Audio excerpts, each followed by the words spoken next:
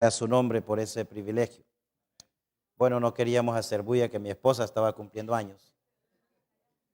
Me alcanzó hoy, porque yo siempre, sí, yo siempre voy adelante de ella, pero hoy me alcanzó. Y por más o menos 20 días estamos en la misma edad, pero el otro mes la vuelvo a dejar. Tenemos casi un año de diferencia en edad. Entonces yo soy mayor que ella, por eso yo mando en la casa. No. Muy bien, gracias al Señor. También hemos disfrutado de ver, escuchar a niños recitar porciones de la Escritura. Qué bueno, hermanos. No se preocupe si su hijo es inteligente. Esa es una gran bendición. Pero es mayor responsabilidad para usted para aprovechar esa inteligencia, esa capacidad y esa habilidad para las cosas del Señor. Si hay mucha capacidad en su mente, métale de la Biblia, la palabra de Dios, y eso va a ser de gran bendición. Muy bien, vamos a seguir con nuestro tema. Estamos hablando sobre la sana doctrina. Esto es lo último que vimos ayer, viendo los principios bajo los cuales se debe desarrollar toda reunión de creyentes, de cristianos. Si somos cristianos y estamos en una reunión, independientemente del lugar donde tengamos nuestra reunión, estos principios son de fundamental importancia para que no caigamos en hacer algo que es contra lo que la sana doctrina nos enseña. Y vamos ahora para pasar a la quinta división de nuestro estudio, responsabilidades hacia la sana doctrina. Es importante saber que las responsabilidades son una manera de bendición de Dios para nosotros. En todos los campos o aspectos de la vida, tener responsabilidad nos ayuda. Asumir la responsabilidad nos fortalece y cumplir nuestra responsabilidad nos bendice. Y qué bueno cuando nosotros asumimos esa responsabilidad y procuramos cumplirla. No podemos ser creyentes victoriosos si no tenemos un compromiso con guardar la palabra del Señor. La manera más eficaz y más feliz de vivir la vida cristiana es vivirla de forma comprometida. No le tenga miedo a los compromisos en la vida cristiana. Hay que aceptarlos, hay que reconocerlos, porque sin duda el Señor va a enseñarnos de alguna manera a través de las responsabilidades que Él mismo nos asigna. No puede haber un cristiano exitoso si no es un cristiano que asume responsabilidades. Está bien que nos consideremos incapaces o inadecuados para hacer ciertas cosas en la obra del Señor, pero eso nos debe ayudar o llevar no a quedarnos ahí en la incapacidad, sino a depender más del Señor en aquello que nosotros queremos hacer. Hay alrededor de unas 7 responsabilidades que usted y yo, como creyentes, tenemos en relación a la sana doctrina. Y es bueno que lo sepamos y que procuremos de esa forma entonces cumplir con esas responsabilidades. La responsabilidad nuestra consiste en cosas prácticas también importantes que nosotros debemos hacer en relación a la sana doctrina o en relación a la palabra de Dios, la Biblia, que es también sinónimo de sana doctrina. Vamos a Tito capítulo 2 y el verso 1. Libro de Tito, capítulo 2 y el versículo 1. Dice de la siguiente manera: pero tú habla lo que está de acuerdo con la sana doctrina. Habla lo que está de acuerdo con la sana doctrina. Y vamos a Primera de Corintios, capítulo 15, versos 1 y 2. Primera de Corintios capítulo 15 versos 1 y 2. Además os declaro, hermanos, el evangelio que os he predicado, el cual también recibisteis, en el cual también perseveráis, por el cual asimismo, si retenéis la palabra que os he predicado, sois salvos, si no creísteis en vano. Y luego verso 3, porque primeramente os he enseñado lo que asimismo recibí, que Cristo murió por nuestros pecados conforme a las Escrituras, y que fue sepultado y que resucitó al tercer día conforme a las Escrituras. Pablo aquí está estableciendo una base sobre la cual todos los creyentes deberían crecer. Y esa base es haber nacido de nuevo. Y por eso dice Pablo, si no creísteis en vano. Eso implica que existe el peligro de que alguien crea en vano, o sea, haga una profesión de fe falsa, movido por motivaciones equivocadas o egoístas, y crea que por haber hecho una profesión de fe ya es salvo. La salvación tiene evidencias indiscutibles.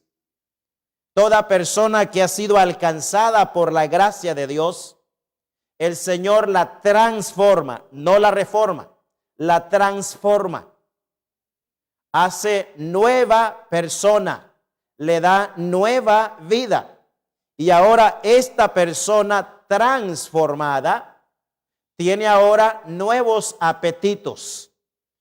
Es por eso que desea la comunión con los hermanos, el verse, el estar juntos, no importa cuánto tenga que sacrificarse para ello, pero estar allí donde están los hijos de Dios.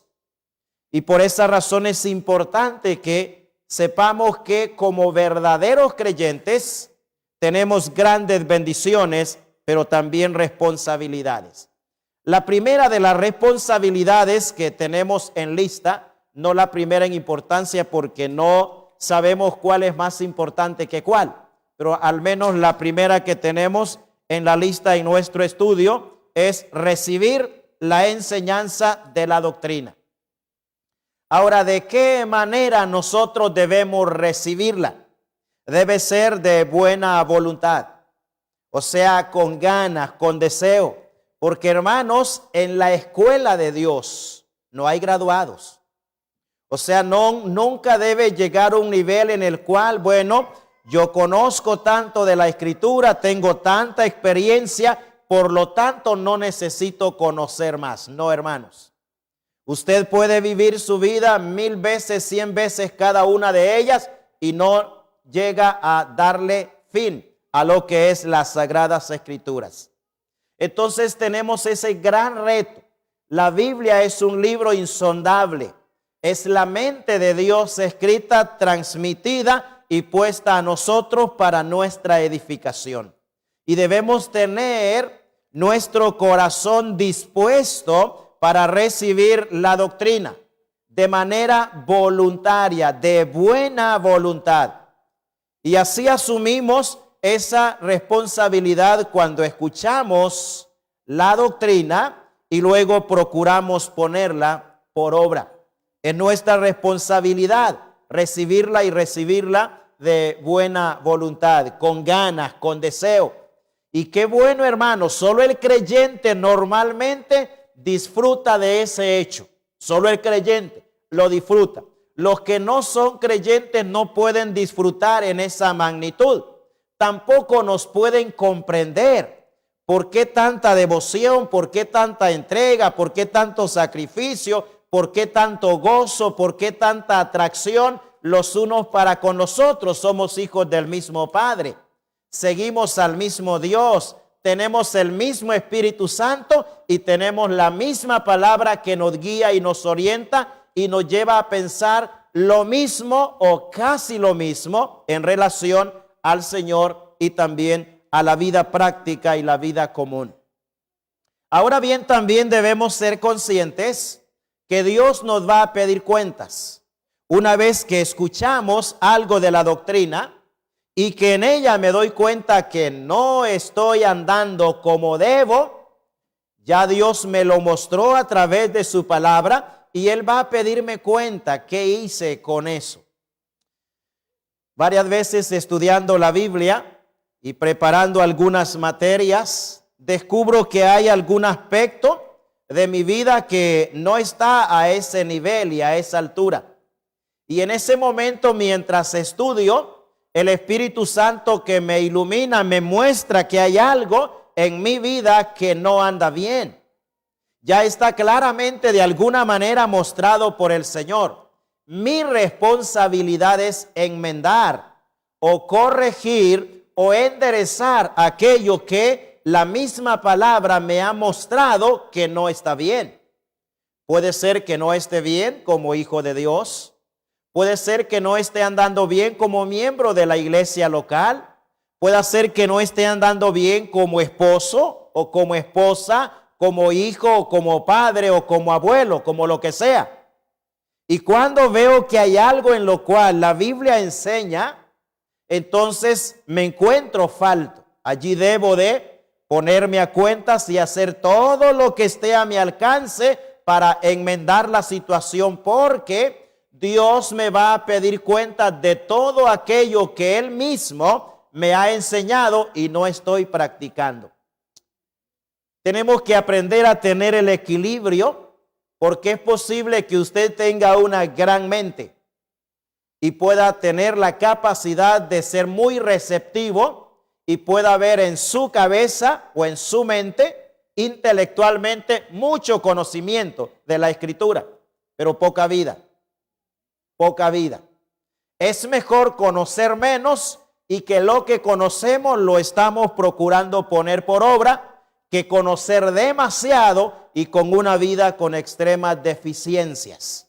Y cuando eso se da, entonces usted y yo venimos a tener una gran cabeza, pero un cuerpo pequeño. Eso es anormal.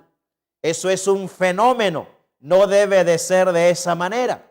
Dicho de otra forma, o sea, en la medida en la cual conocemos intelectualmente la palabra de Dios, en esa medida debemos de vivir la vida cristiana en la práctica.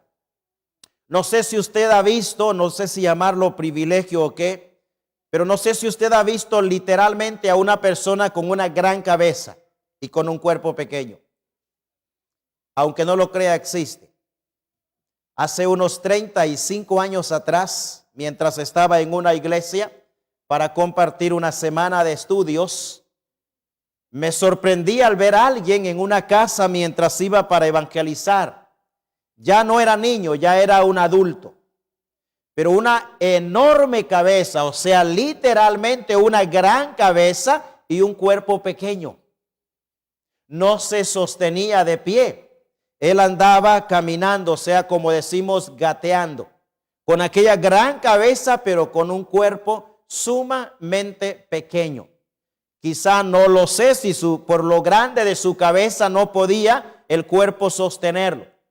Pero eso es un fenómeno y tenemos que evitar llegar allí, conocer ese gran montón de la Escritura y una vida muy poca.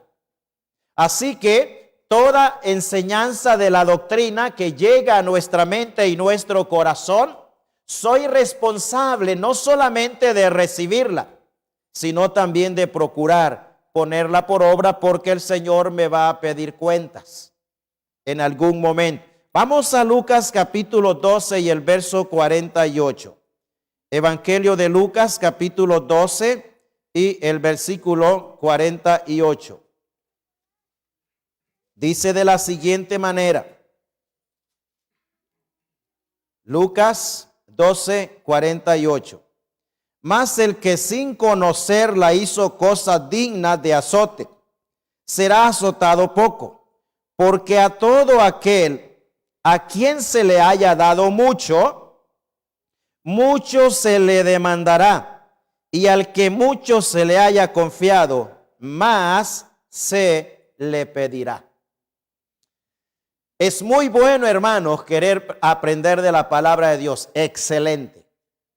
Pero esa misma disponibilidad, deseo o ganas de querer aprender de la palabra de Dios debe llevarse al otro paso, y es practicar la palabra de Dios.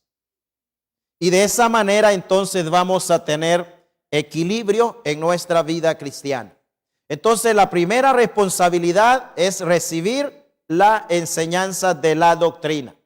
La segunda responsabilidad que tenemos hacia la sana doctrina es perseverar en la doctrina. Y la manera como vamos a cumplir esa responsabilidad es procurando demostrar obediencia y fidelidad en la vida cristiana. Y hermanos amados, la fidelidad del creyente, como de toda persona, se mide, se evalúa en cosas pequeñas, en detalles. Si en algo pequeño que consideramos de repente hasta insignificante no podemos ser fieles, tampoco lo vamos a hacer en algo grande. Y el Señor nos va dando responsabilidades con medida, porque Él no quiere que la bendición de tener una responsabilidad se convierta en forma de maldición para la vida nuestra. Él quiere que en la medida que vamos desarrollando, vamos perseverando, vamos mostrando obediencia y fidelidad, en esa medida Él va entregándonos más responsabilidades en la vida cristiana, más responsabilidades también en la vida de la iglesia. Nos da mucho gozo con mi esposa en esta ocasión que hemos estado en otras iglesias y aquí también, ver que hay crecimiento. Hay una cosa que va al par del crecimiento y es inevitable y hay que saberlo, son los problemas. Son los problemas. Cuando la iglesia crece, los problemas también crecen. Pero no le tenga miedo a los problemas. Son parte de la vida y son parte de la vida de la iglesia. El problema es no saber enfrentar correctamente con los problemas. Y ahí es donde necesitamos sabiduría del Señor. La perseverancia entonces la vamos a demostrar con fidelidad y con obediencia. Y eso es muy importante, hermano. Perseverar.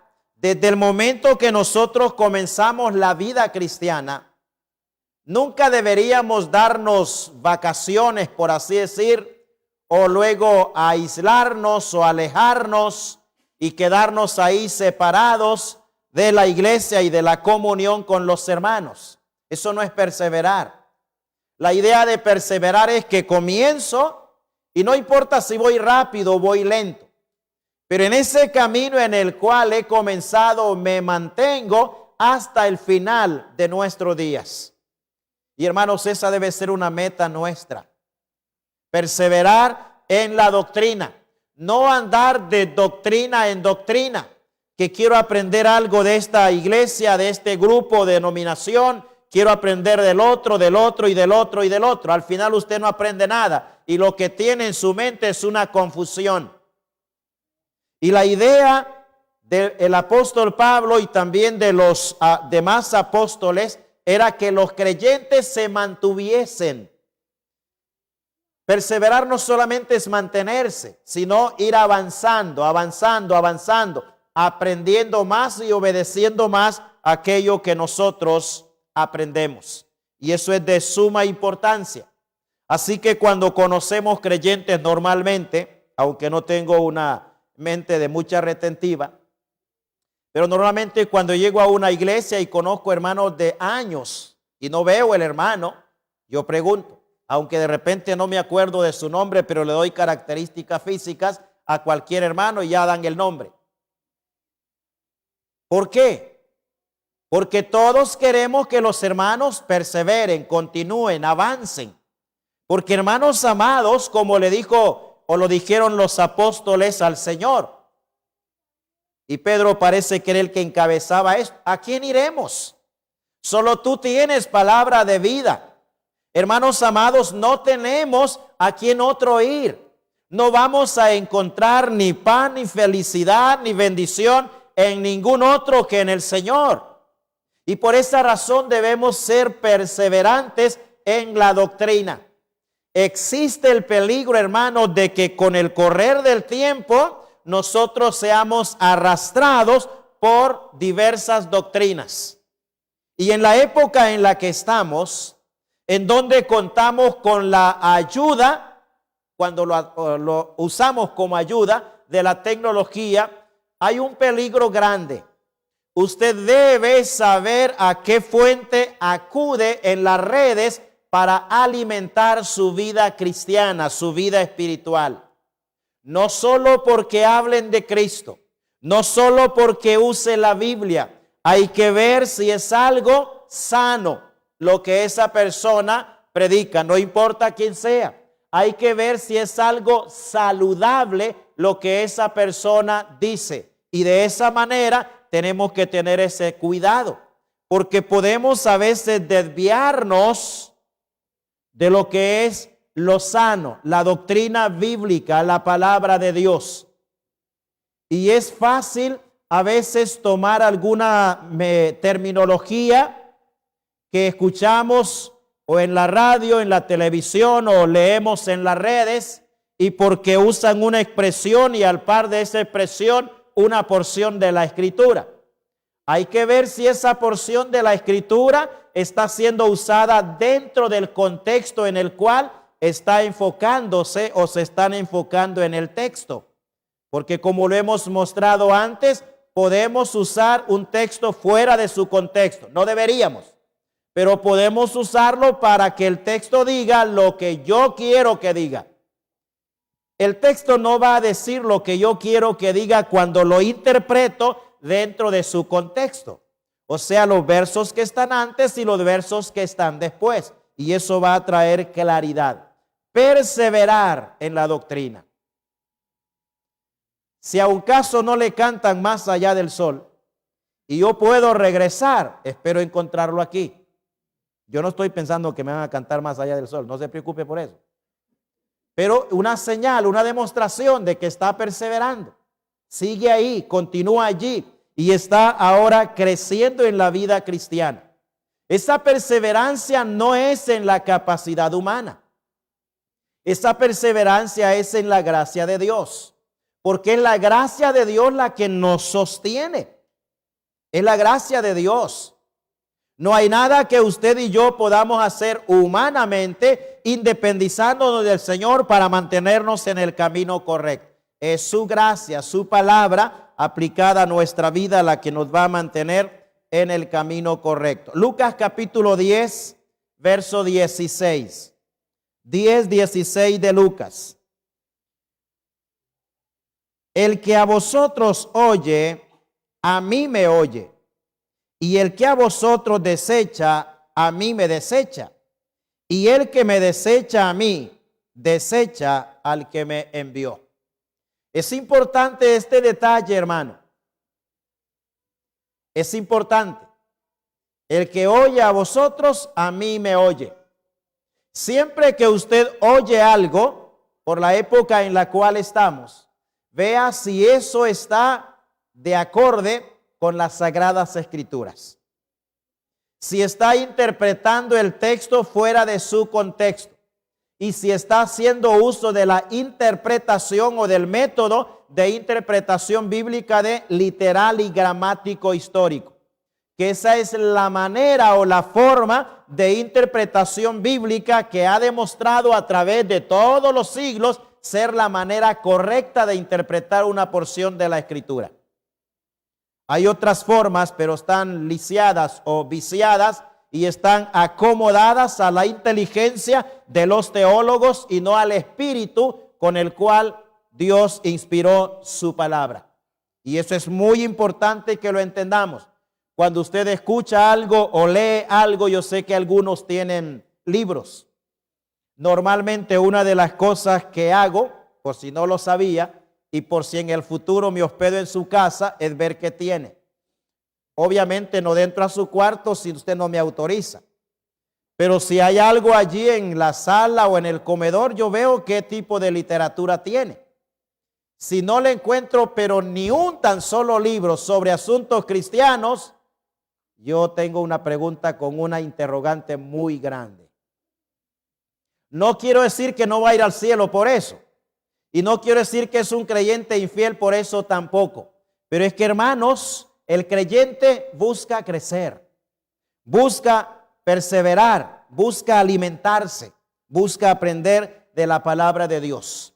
El ejemplo práctico que tenemos de perseverancia en la doctrina lo tenemos en los primeros creyentes. Vamos a Hechos capítulo 2, verso 42. ¿Qué hacían estos hermanos nuestros? Hechos capítulo 2, verso 42.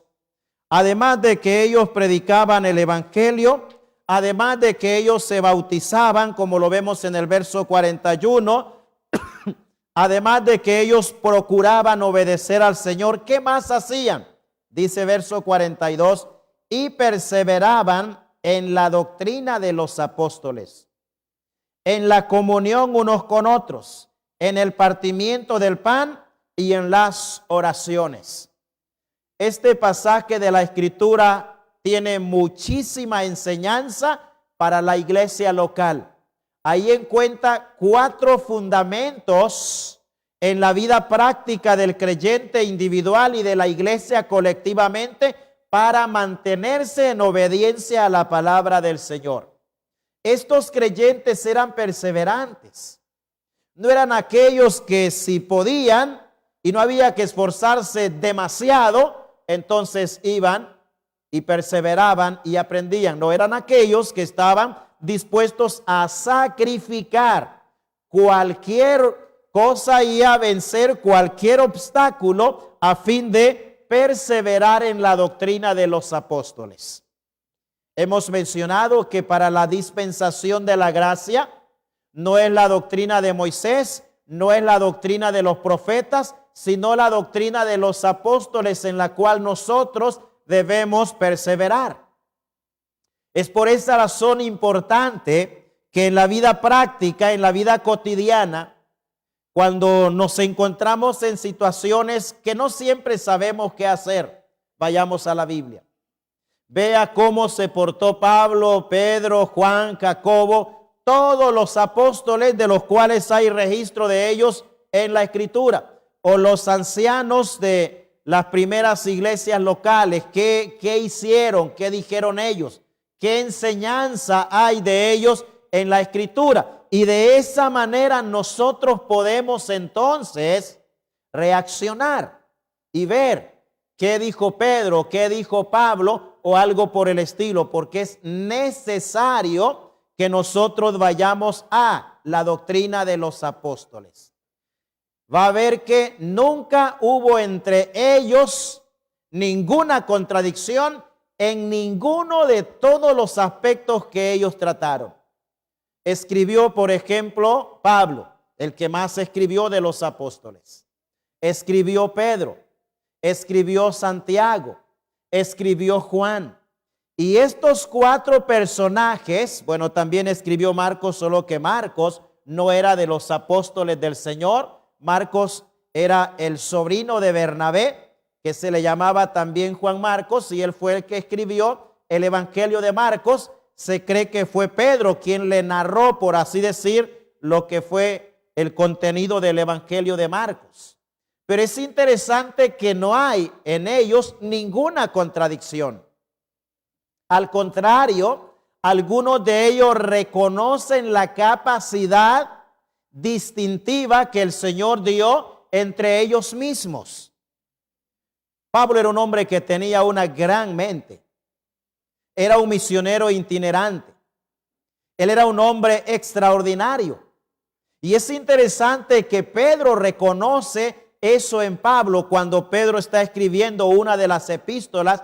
Hace alusión a nuestro amado hermano Pablo. En todos sus escritos dice, entre los cuales hay algunos difíciles de entender. Y eso dice Pedro, los indoctos e inconstantes lo tuercen, como también tuercen otras escrituras. Esa es la doctrina de los apóstoles. Y esos 4 fundamentos mencionados en Hechos capítulo 2, verso 42, son, hermano, base suficiente para que la vida de la iglesia local se mantenga en crecimiento constante. Ahora Pablo en Efesios capítulo 2, versos 20 y 21, escribiendo ahora para los creyentes de los tiempos postreros, nos enseña en qué nosotros debemos ser edificados. Capítulo 2, versos 20 y 21. Dice, edificados sobre el fundamento de los apóstoles y profetas, siendo la principal piedra del ángulo Jesucristo mismo, en quien todo el edificio bien coordinado va creciendo para ser un templo santo en el Señor. Ahí vemos entonces en qué nos debemos edificar. Tenemos que ir para todo a la doctrina de los apóstoles. Hay dos maneras por las cuales nosotros podemos determinar lo que es correcto en la vida práctica. Una, por declaración directa, o sea, ordenado o mandado en la palabra de Dios. Y la otra, por el ejemplo apostólico. Porque algunas de las cosas en la vida práctica no aparecen imperativamente en la Escritura, pero aparecen mostradas en el ejemplo de la vida de los apóstoles o en el ejemplo de la vida de los primeros cristianos. Y por esa razón nosotros hacemos en base al ejemplo que vemos allí en las Escrituras, aunque no estén dados como mandamiento de manera directa. Tercera responsabilidad que tenemos hacia la sana doctrina: retener la enseñanza sin rechazar ninguna parte de ellas. No debemos de ser como algunos de los seguidores del Señor, que estaban siguiéndole al Señor mientras no había demasiadas demandas, entonces sí. Mientras no había que negarse a mucho, entonces sí le seguimos.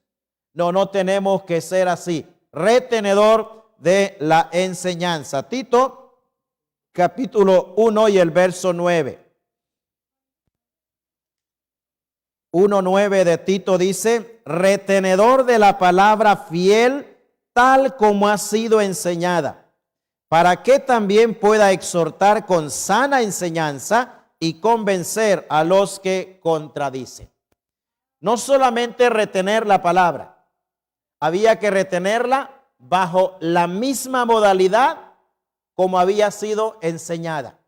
Por eso dice Pablo, retenedor de la palabra fiel, tal o exactamente o de acuerdo a cómo ha sido enseñado.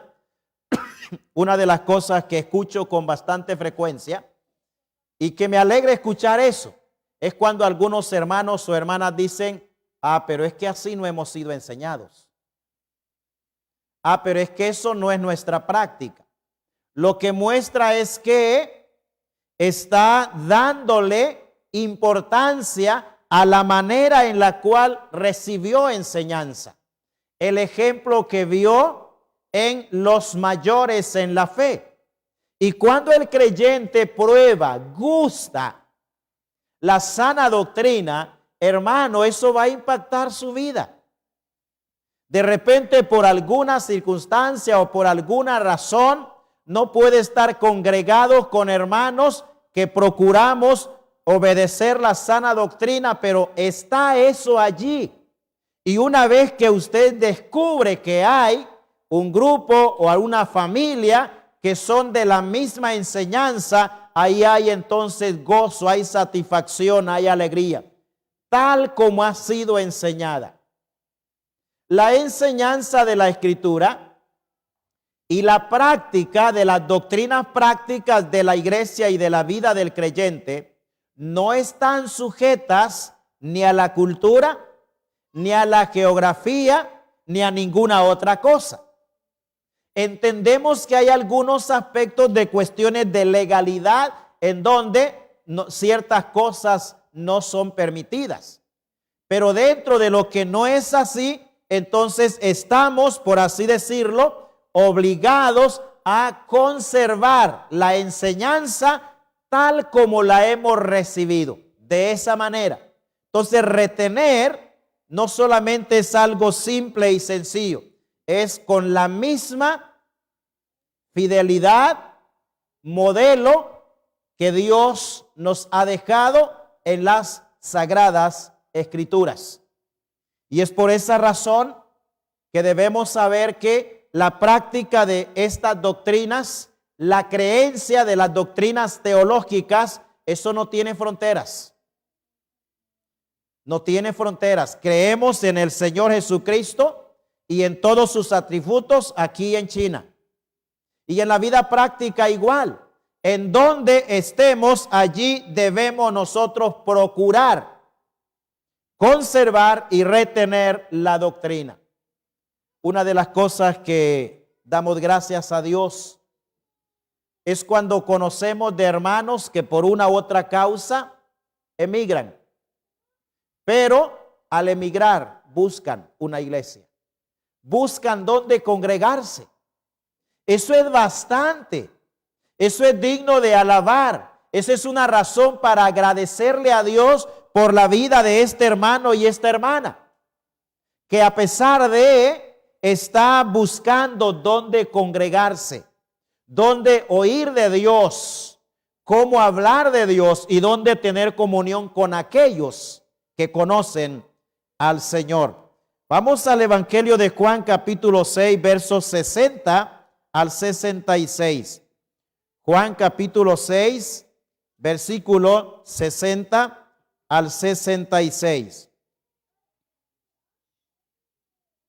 Dice, al oírlas, muchos de sus discípulos dijeron, dura es esta palabra, ¿quién la puede oír? Sabiendo Jesús en sí mismo que sus discípulos murmuraban de esto, les dijo, ¿esto os ofende?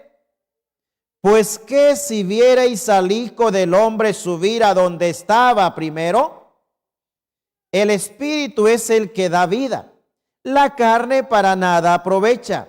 Las palabras que yo os he hablado son espíritu y son vida. Pero hay algunos de vosotros que no creen, porque Jesús sabía desde el principio quiénes eran los que no creían y quién le había de entregar. Y dijo, por eso os he dicho que ninguno puede venir a mí si no le fuere dado del Padre. Desde entonces muchos de sus discípulos volvieron atrás y ya no andaban con él.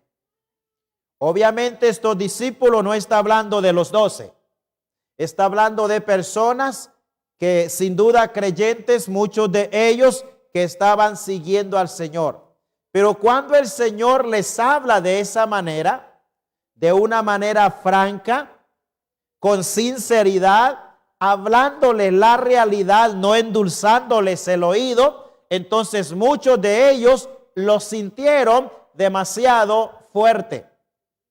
Y por esa razón el verso 66 dice, muchos de ellos ya no querían seguir con el Señor. Ojalá, hermanos, que no seamos de esos, sino de que a pesar de que la sana doctrina de repente la vamos a sentir un poco fuerte, un poco seria, severa o estricta, hermanos, pero es para nuestro bien. Y normalmente la vamos a sentir de esa manera cuando no tenemos una buena relación con el Señor. O a veces cuando estamos viviendo una vida en pecado. Y la doctrina va a ir allí, hermano, va a tocar. Dios va a poner a través de su palabra el dedo en la llaga, no importa si está pudrifacto. Es hijo de Dios y a Dios le interesa la salud espiritual en buen estado de cada uno de sus hijos. Entonces va a poner la mano en la llaga o el dedo en la llaga. Y obviamente eso puede tener una reacción que debería de ser reacción saludable. Reconocimiento, arrepentimiento y abandono del mal.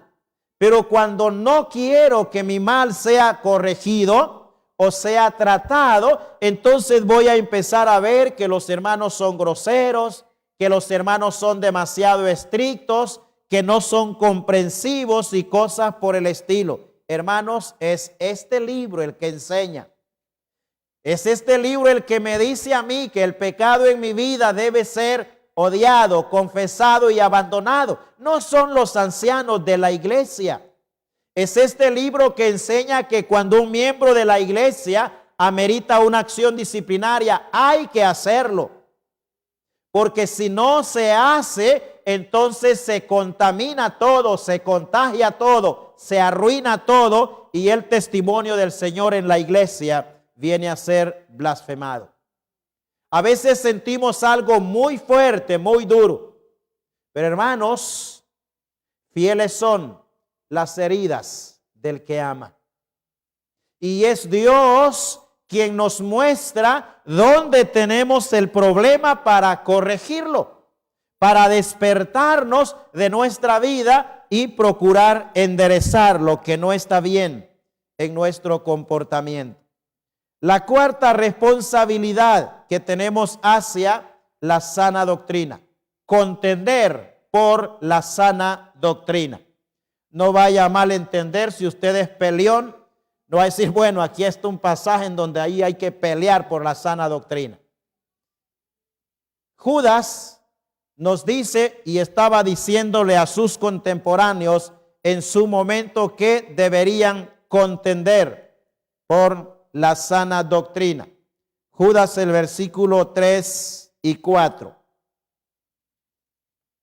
Una de las cosas que Judas está tratando de enseñarnos es precisamente eso, que aprendamos la responsabilidad de contender ardientemente por la fe. Versículos 3 y 4 dice: amados, por la gran solicitud que tenía de escribiros acerca de nuestra común salvación, me ha sido necesario escribiros exhortándoos que contendáis ardientemente por la fe que ha sido una vez dada a los santos. Porque algunos hombres han entrado encubiertamente, los que desde antes habían sido destinados para esta condenación, hombres impíos, que convierten en libertinaje la gracia de nuestro Dios y niegan a Dios, el único soberano, y a nuestro Señor Jesucristo. Dice aquí entonces Judas, y note bien que es una solicitud, es un llamado de atención. Me ha sido necesario, dice, exhortaros, animaros a que contendáis ardientemente por la fe. La frase aquí, la fe, está haciendo alusión a lo que es el conjunto de la doctrina. El tema principal de la epístola de Judas es defender, es contender, es la sana doctrina. Y ese es el tema principal que hay a través de toda la epístola. Y Judas nos presenta ahí un panorama de cómo han habido contrariantes a la sana enseñanza de la Escritura desde el Antiguo Testamento hasta la época en la cual él estaba escribiendo esta epístola, que tiene una gran enseñanza sobre asuntos o aspectos doctrinales. ¿Qué estaba pasando en la época de los apóstoles? Ya se estaban lanzando ataques contra la verdad o contra la palabra de Dios. Estaban siendo atacadas las doctrinas de la fe cristiana. Y estaba siendo atacada la doctrina de la persona del Señor Jesucristo. El movimiento del gnosticismo estaba en su mayor auge en esa época. Ellos enseñan que Cristo no es Dios, que Él era sencilla y simplemente un hombre, y que lo extraordinario que se encuentra en Él era influencia directa del Padre, y por esa razón actuó de esa manera. La Escritura nos enseña lo contrario. Por eso Judas consideraba esa enseñanza como una negación del Señor Jesucristo. Él es a la vez, en tiempo presente, Dios y hombre. Que no lo entendamos, eso no niega esa verdad. Eso muestra que no tenemos mucha capacidad intelectual, pero no niega esa verdad. Y en esa época entonces había mucha enseñanza falsa. Cuando usted va a ver todos los pasajes que tienen que ver con la enseñanza de la sana doctrina, casi siempre en el contexto va a encontrar falsa enseñanza. Por eso Pablo le dice a Tito, pero tú, el contexto es falsa doctrina. Igual le dice a Timoteo, el contexto es falsa doctrina, falsos enseñadores. Y es muy importante, hermanos, que nosotros aprendamos a contender por la sana doctrina. Al contender por la fe debemos actuar y debemos también hablar como Cristo lo hizo y como siervos del Señor. No se trata de un pleito, de una discusión acalorada. Si el otro se enoja, si el otro se acalora, déjelo a él.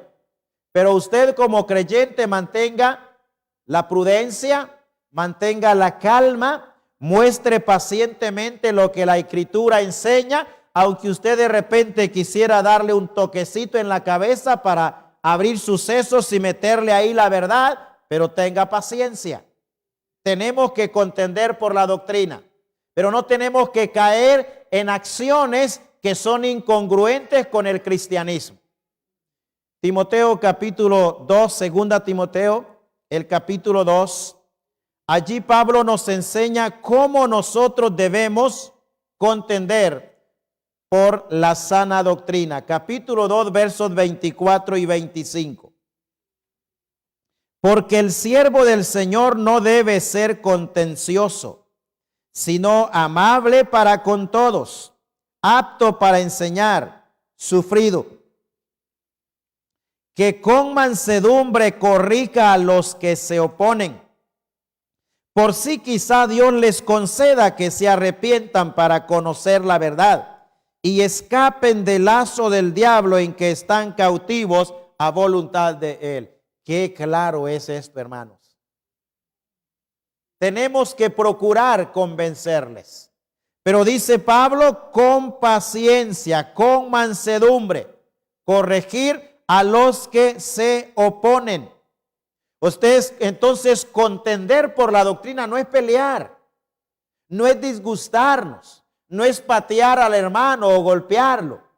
Tenemos la responsabilidad de ser amables, de ser pacientes, de ser corteses y mostrar a través de la Escritura el por qué el hermano tal está desviado o está desviándose. Porque a veces podemos detectar en la iglesia local cuando un hermano está comenzando a tener ciertas desviaciones.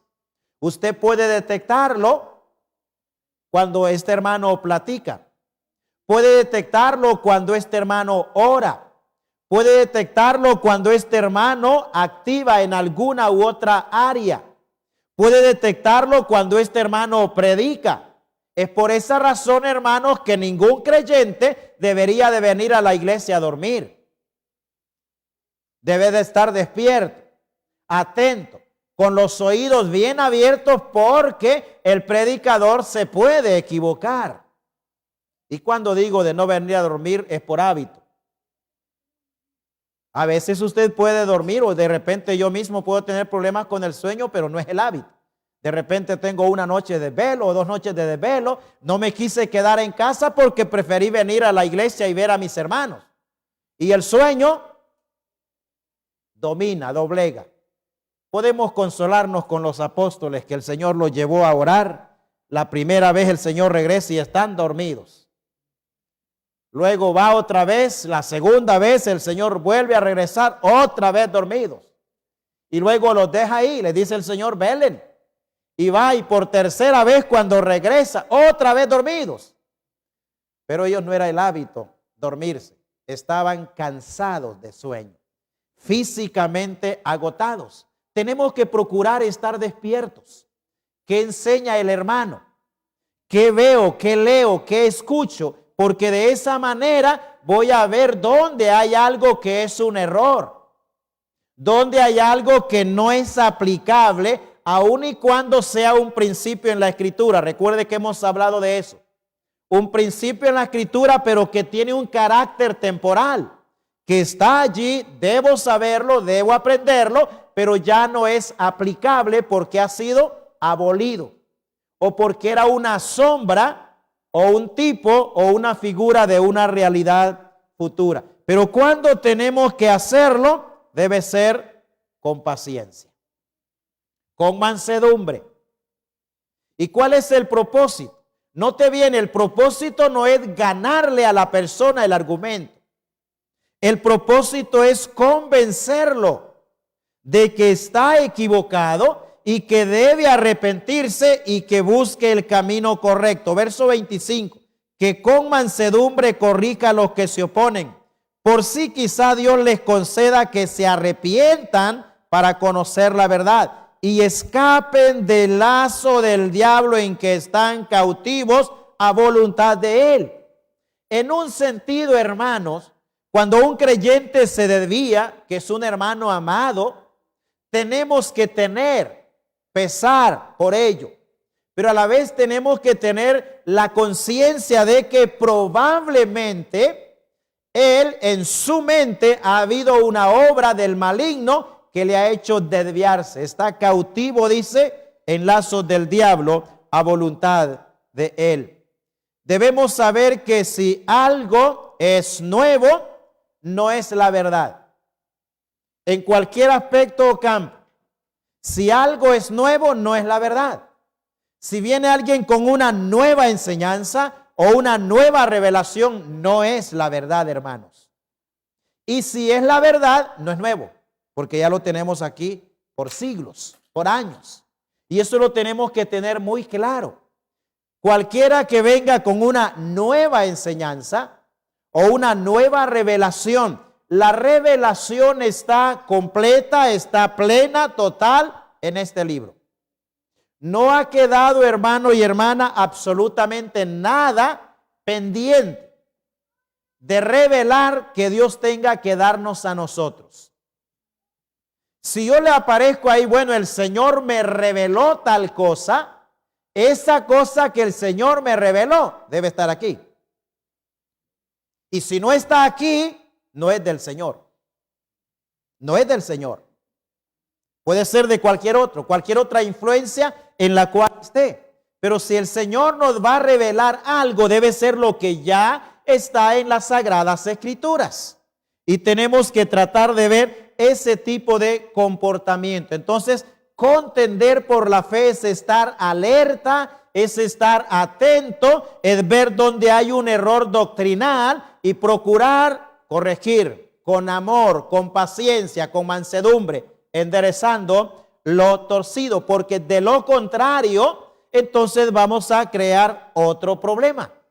Vamos a tener otra circunstancia. Entonces, si alguien tiene una nueva revelación, eso no puede existir, hermano. Eso es característico de lo que es falso y de lo que es error, porque la revelación está aquí completa. Y tenemos que entender, por ejemplo, en la época en la que estamos, la dispensación de la gracia, que comenzó en Pentecostés y va a terminar con el arrebatamiento de la iglesia. Entonces, en esa dispensación hay principios que son temporales y hay principios que son permanentes. Entonces, debo de ver cuáles de esos principios temporales, obviamente a estas alturas, en este siglo, ya no hay ningún principio temporal que esté en vigencia. Solo están en vigencia los principios establecidos por Dios con carácter permanente. Por ejemplo, era normal, era común en la época de los apóstoles y en los primeros años de la vida cristiana que algunos creyentes tuviesen el don de hacer milagros, el don de sanidades, el don de hablar en lenguas, de discernimiento de espíritus y todos esos dones extraordinarios. Eso era normal. Pero todo eso que era extraordinario era un principio con carácter temporal. Porque esas cosas, o sea, todos los dones temporales, extraordinarios y milagrosos eran necesarios para autenticar el mensaje de los siervos del Señor en ese momento. Y eran necesarios para también establecer o por mientras se establecía el fundamento doctrinal. Una vez que el fundamento doctrinal se establece por medio de apóstoles y profetas, entonces el cimiento o el fundamento establecido hace innecesaria la existencia de los apóstoles y de los profetas. Por esa razón, bíblicamente, nadie de nosotros debe considerarse ni apóstol ni profeta. El último de los apóstoles fue Juan. Según la historia, es el último que murió y murió de anciano. Profetas, igual. Los profetas recibían el mensaje de Dios y lo daban a la iglesia. Ahora ese mensaje que Dios quiere que sepamos está aquí. Entonces tenemos que ir aquí. Tenemos el Espíritu Santo morando permanentemente en nosotros. Él nos guía a la verdad, a esta verdad. Él nos enseña la verdad. Él nos muestra a través de la misma palabra de Dios lo que Dios quiere que nosotros obedezcamos. Y la quinta responsabilidad en cuanto a la sana doctrina es predicar la sana doctrina. Entonces no solo es que la debo conocer y la voy a tener ahí ocultita, que no quiero que se den cuenta que yo me congrego en tal lugar o en una iglesia de sana doctrina. Aunque haya tanta falsedad y tantas doctrinas falsas y una gran cantidad de personas que asisten allí, no deje de predicar la sana doctrina. No deje de identificarse como alguien que cree, que practica y que procura obedecer la sana doctrina. Pablo quería que Timoteo hiciese esto. Segunda Timoteo capítulo 4, versos 1 al 5. Segunda Timoteo el capítulo 4, versos 1 al 5. Note la solemnidad de la sana doctrina. Te encarezco delante de Dios y del Señor Jesucristo, que juzgará a los vivos y a los muertos en su manifestación y en su reino. Ahora, ¿cuál es el encarecimiento o el pedido de súplica o ruego que muestra el deseo de Pablo? ¿Cuál era? Verso 2. Que prediques la palabra, que instes a tiempo y fuera de tiempo, redarguye, reprende, exhorta con toda paciencia y doctrina, porque vendrá tiempo cuando no sufrirán la sana doctrina, sino que teniendo comezón de oír, se amontonarán maestros conforme a sus propias concupiscencias, y apartarán de la verdad el oído y se volverán a las fábulas. Pero tú, ¿qué tenía que hacer él? Sé sobrio en todo. Soporta las aflicciones. A sobra de evangelista, cumple tu ministerio. Timoteo tenía la responsabilidad de marcar la diferencia entre qué era vivir, practicar y predicar la sana doctrina y qué era lo contrario. Ahora, ¿cuál es la implicación de predicar la sana doctrina? Que todo lo que debemos predicar, donde sea, debe tener estas características. Todo lo que debemos predicar debe ser sano. Debe ser sano. Debe ser saludable para la vida de la iglesia y para la vida de los creyentes de manera individual. Debe ser edificante para nuestra vida. Debe ser útil para nuestra vida. Debe ser nutritivo para nuestra vida. Y debe estar de acuerdo a la palabra de Dios. Eso implica, hermanos, predicar la sana doctrina. No debemos darle el púlpito a cualquier persona, por famoso que sea. Si usted no conoce bien, si usted no sabe que su enseñanza es sana, saludable, edificante, útil, nutritivo y de acuerdo a la sana doctrina, mejor resérvese. Averigüe, investigue, porque de esa manera protege, de esa manera cuida su propia vida y cuida también la vida de la iglesia. Y todos tenemos la responsabilidad doctrinal de cuidar la vida nuestra en primer lugar, pero también de cuidar la vida colectiva de cada miembro de la iglesia. Predica la sana doctrina. y es ser una solemne responsabilidad. Bien, hermano, nuestro tiempo se ha ido. Gracias por su paciencia. Espero que esto les ayude.